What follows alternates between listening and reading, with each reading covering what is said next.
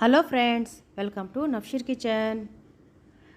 ఒక మంచి హెల్తీ అయిన బ్రేక్ఫాస్ట్ అండి, బీట్రూట్తో పరాటా.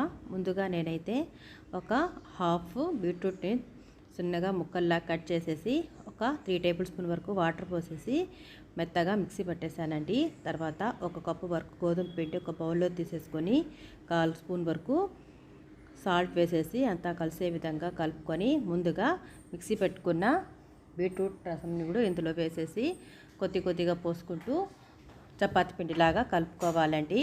నాకైతే వాటర్ అనేది ఏం పట్టలేదు, కరెక్ట్గా సరిపోయింది. ఈ విధంగా కలుపుకున్న తర్వాత ఒక 15 నిమిషాల పాటు మూత పెట్టి రెస్ట్ ఇవ్వాలండి. తర్వాత 15 నిమిషాలు అయితే అయింది, పిండి అయితే నానిందండి.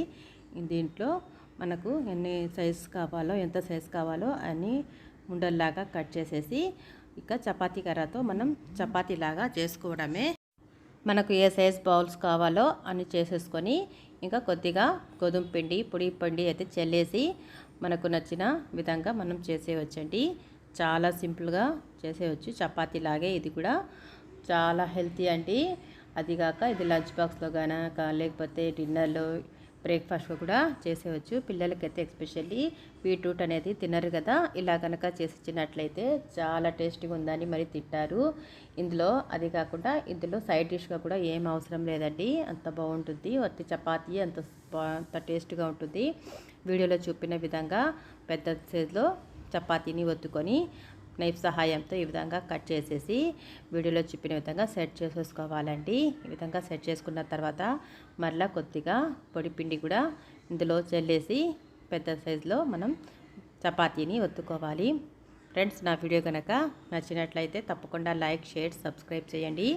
పక్కనే ఉన్న బెల్ ఐకాన్ క్లిక్ చేసినట్లయితే నేను అప్లోడ్ చేసే కొత్త వీడియో నోటిఫికేషన్ ద్వారా చూడగలరు. చూసారు కదా, నేనైతే ఈ సైజులో చేస్తున్నాను.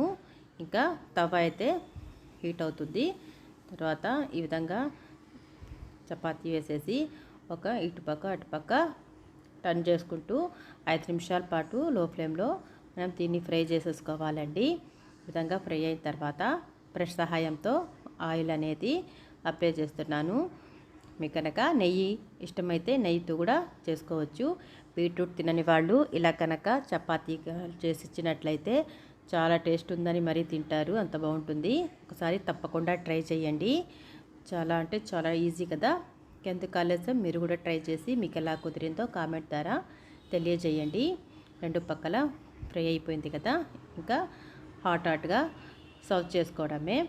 ఈ వర్షాకాలంలో ఇలాంటి కనుక రెసిపీ చేసుకున్నట్లయితే చాలా ఈజీగా, సైడ్ డిష్ కూడా అవసరం లేదండి, అంత బాగుంటుంది. చూసారు కదా, వీడియో చూసినందుకు థ్యాంక్ యూ.